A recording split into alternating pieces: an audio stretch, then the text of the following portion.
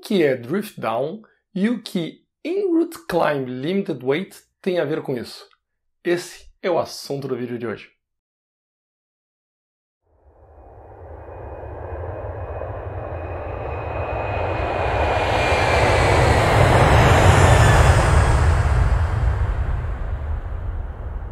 Olá pessoal, tudo bem com vocês?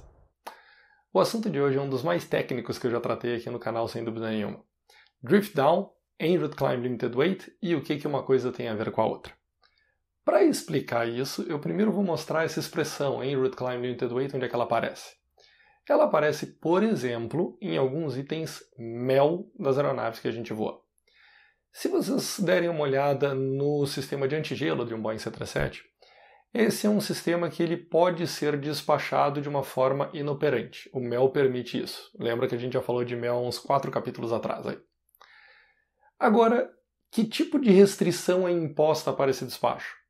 Se por um acaso a gente resolve despachar o sistema antigelo de forma inoperante, a restrição mais lógica seria não opere em condições de gelo. Mas ele pode ser despachado de forma permanentemente operante. E isso daí vai gerar uma condição de que tu pode operar em condição de gelo, mas tu tem uma limitação de performance. E se a gente vê o item MEL que estabelece essas condições, ele diz lá pelas tantas: En route climb limited weight must be reduced in 1,810 kg. Agora, o que é esse tal de En route climb limited weight? Para falar disso, eu vou dar uns 2 ou 3 passos para trás.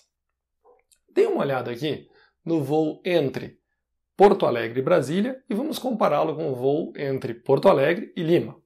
O que esses dois voos têm de diferente?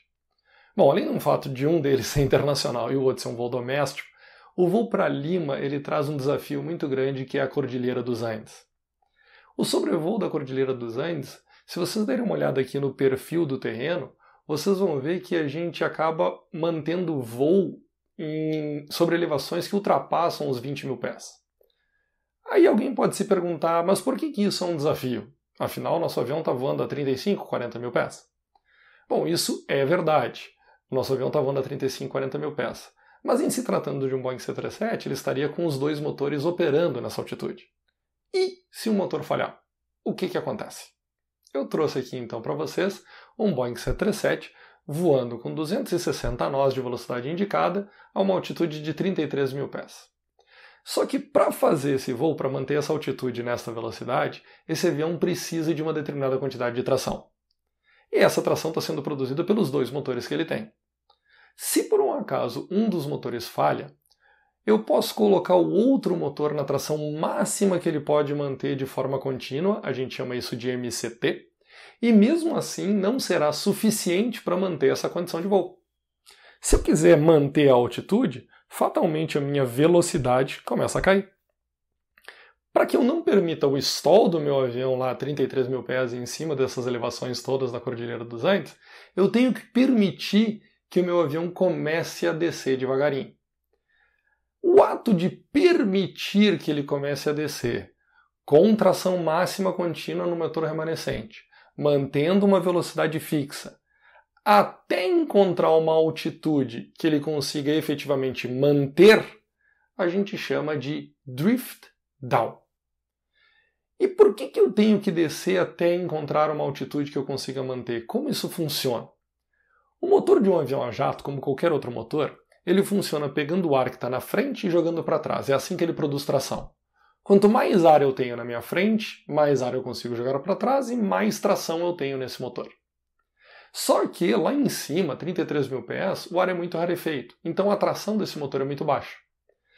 Durante o processo de drift down, à medida que a gente desce, a gente vai encontrando mais e mais e mais desse insumo chamado ar. E o motor vai sendo capaz de produzir cada vez mais tração. Até o momento em que ele encontra aquela altitude em que a quantidade de ar que existe é suficiente para que ele produza uma tração exatamente igual àquela que é requerida para ele manter essa velocidade em um voo nivelado. Por isso o nome Drift Down. Ele escorrega para baixo até que ache uma altitude que consiga produzir uma tração para manter essa altitude e não precisa mais continuar descendo. Agora, velocidade de drift down, existe uma certa? Não, não existe. Como você pode ver nesse outro exemplo, eu escolho aqui 3 velocidades diferentes de drift down. Por exemplo, uma que eu vou chamar de Optimum Drift Down Speed, que é aquela que vai te permitir avançar mais perdendo menos altitude, a gente chama isso do melhor L sobre D do avião, melhor razão de sustentação por arrasto. Nós temos uma outra velocidade que é a LRC, que é uma velocidade um pouquinho mais alta, e por ser uma velocidade um pouquinho mais alta, ela gera um pouco mais de arrasto. Por gerar um pouco mais de arrasto, ela tem uma tração requerida um pouco maior. Por ter uma tração requerida um pouco maior, o avião precisa ir um pouco mais baixo para encontrar essa capacidade de produzir tração e manter a altitude. E eu tenho um outro exemplo de 320 nós, por exemplo, que precisa de muito mais tração e eu só vou encontrar essa tração também muito mais baixo. Essas são as trajetórias que a gente chama de trajetórias líquidas que o meu avião vai cumprir para conseguir chegar na altitude em que ele vai efetivamente manter. Mas, Brenner, tu disse que não existe uma velocidade certa para fazer o drift down. Mas por que o computador de voo do avião traz sempre somente uma opção de velocidade? Ou por que a minha empresa pede sempre que eu siga esta velocidade XYZ? Deixa eu explicar para vocês uma coisa. Existe um cenário muito específico em que sim, a velocidade certa de fazer o drift down é sempre a Optimum Drift Down Speed. Que cenário é esse? Como eu mostrei para vocês no exemplo anterior, a velocidade Optimum Drift Down Speed ela é uma velocidade que te permite descer o menos possível e esticar essa descida para o mais longe possível. Quando isso será necessário? Quando eu estiver sobrevoando essas grandes elevações, como por exemplo em cima da Cordilheira dos Andes. E por que isso é necessário?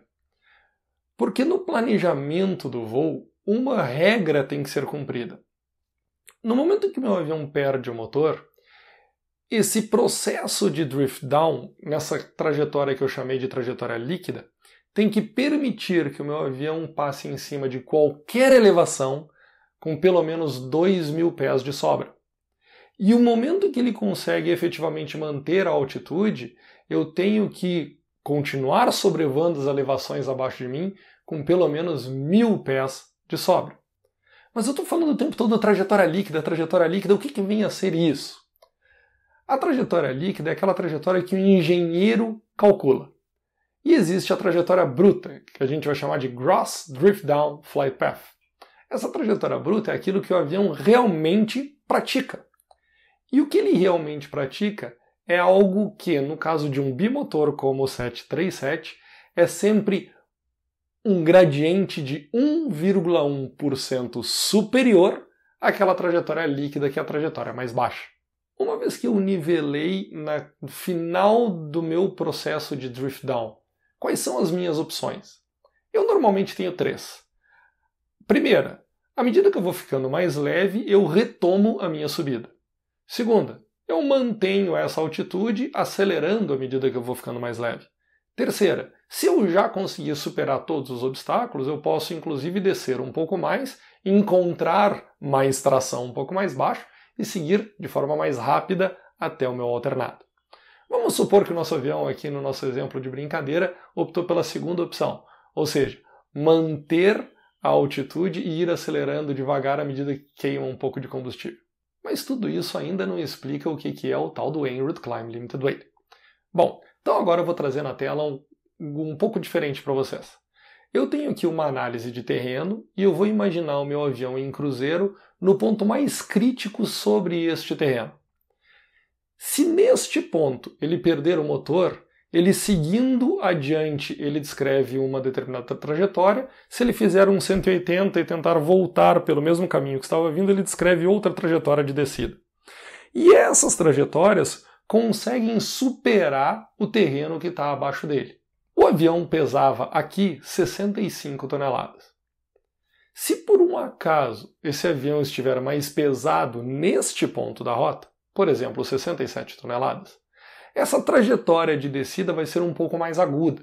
E se essa trajetória de descida é mais aguda, ele também nivela em um ponto um pouco mais baixo.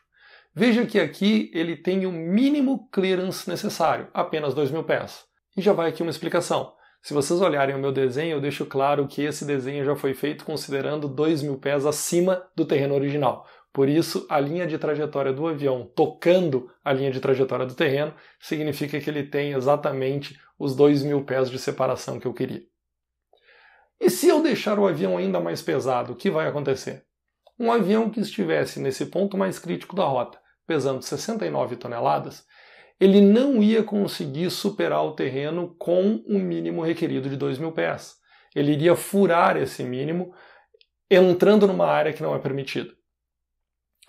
Eu concluo com isso que o peso máximo que eu posso ter no ponto crítico sobrevoando essa região montanhosa é 67 toneladas. Pois esses 67 toneladas é o meu En Route Climb Limited Weight.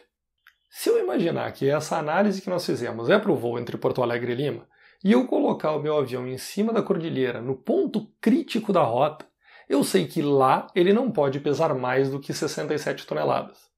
Olhando de trás para frente e devolvendo esse avião até Porto Alegre, eu sei que ele precisa de, por exemplo, 10 toneladas de combustível para chegar naquele ponto da rota. Isso significa que ele jamais poderia decolar de Porto Alegre com mais do que 77 toneladas.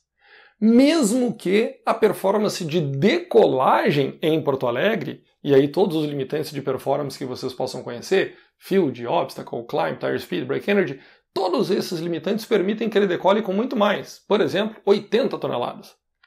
Mas eu não posso decolar com mais do que 77, porque eu passaria o ponto crítico da minha rota em um peso maior do que o meu avião consegue cumprir para livrar os obstáculos em um evento de falha de motor lá no ponto crítico da rota. E a gente vai chamar essas 77 toneladas de En Route Climb Limited Takeoff Weight. E aí, o que isso tudo tem a ver com o nosso item MEL? Agora a gente vai exercitar o seguinte.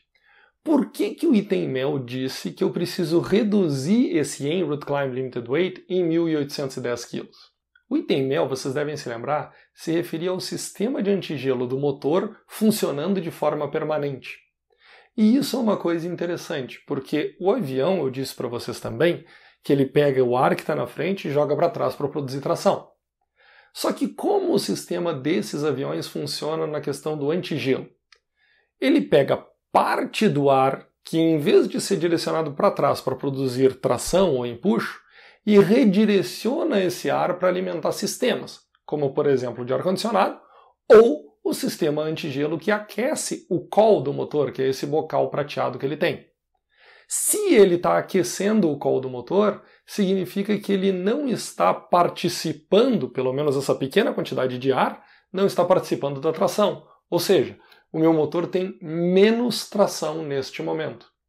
Se o meu motor tem menos tração neste momento, aquela trajetória que eu calculei de 67 toneladas já não é mais válida, porque aquilo era para um motor produzindo maior quantidade de tração. Se eu tenho menos tração, eu posso estabelecer uma penalidade de duas formas. Eu posso dizer, ajuste as elevações em mais 2.000 pés, para simular um avião mais fraco de motor. Isso seria uma possibilidade. Contudo, o que o fabricante do avião estabeleceu no MEL? Ele, em vez de mandar fazer um ajuste nas elevações dos obstáculos, que é uma possibilidade, ele disse, faça um ajuste no peso que você calculou do avião. A gente tinha calculado que o nosso avião conseguia passar no ponto crítico a 67 toneladas, pois a verdade é que produzindo menos tração no motor, ele só consegue passar lá com 65.200 kg aproximadamente. Esse é o motivo da penalidade. Mas aí entra mais um fator complicador. Nesse mesmo item MEL, existe uns fatores multiplicadores que às vezes o pessoal não entende.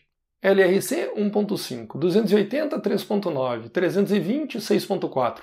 Da onde vem esse fator multiplicador? Por que ele quer esse fator multiplicador? Eu preciso realmente aplicar? Bom, tudo vai depender da estratégia da empresa que você voa.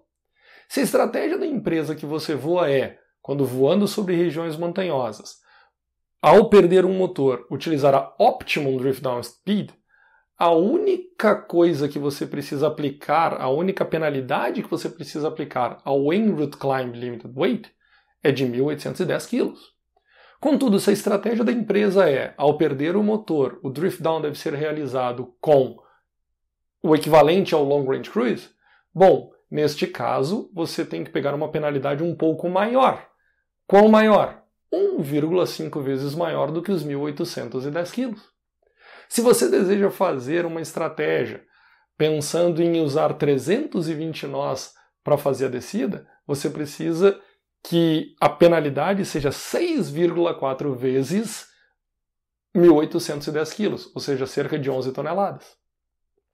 Vamos imaginar uma empresa que tem uma estratégia de voar sempre com 280 nós o processo de drift down. O que eu devo fazer? Eu pego o meu en route climb limited take-off weight, calculado previamente, aquelas 77 toneladas, e diminuo de 1.810 vezes 3,9, o fator identificado na tabela.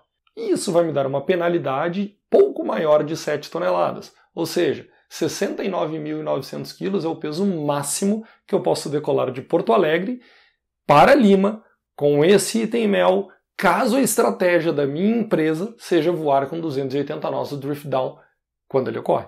Mas eu faço uma última pergunta. É possível o piloto fazer esse tipo de cálculo dentro da cabine do avião? Não! En route climb limited weight não é um tipo de penalidade que o piloto, dentro da cabine, abrindo o manual MEL e lendo, aplica ao seu voo.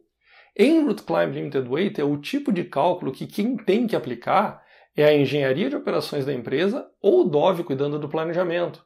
Mas é alguém 3 ou 4 horas antes do voo, fazendo cálculos em planilhas ou softwares, identificando qual é o peso máximo em cima de um determinado terreno montanhoso e reduzindo deste peso a penalidade imposta pelo MEL. Imaginem voos indo e vindo dessas localidades que eu espalhei por aqui. Porto Alegre, Galeão, Guarulhos, Brasília, Foz do Iguaçu, Campo Grande ou até mesmo Santa Cruz de la Sierra, lá na Bolívia. Não há terreno montanhoso em nenhuma dessas rotas. Não tem por que a gente se preocupar. Finge que esse tal de en route climb limited weight não está nem escrito no MEL e uma boa viagem para ti. Agora, se você realmente for fazer um voo entre Porto Alegre e Lima com um avião que precisa aplicar esse tipo de penalidade, não adianta se preocupar com isso dentro da cabine. Isso é uma preocupação que quem deve ter é o engenheiro na parte da engenharia de operações ou é o DOV na hora de calcular esse voo, e ele vai entregar já um peso máximo de decolagem para a gente, e ele vai entregar para a gente também a estratégia montada pela empresa para uma eventual falha de motor em cima desse terreno montanhoso. Ficou claro agora o que é drift down? Que drift down não tem uma velocidade certa para ser voado. Quem define isso é a política da empresa. E o que é, afinal de contas, o tal do en route climb limited weight? Pois se você gostou, lembra que tudo isso tem lá no livro Aircraft Performance Weight and Balance. Por favor, se você se interessou, o link para compra está na descrição desse vídeo, na versão digital. Se você quiser a versão em papel, entre em contato comigo. Também tem um link para mensagem via Telegram. Ou ainda, me segue lá nas redes sociais. Um abraço e até a semana que vem.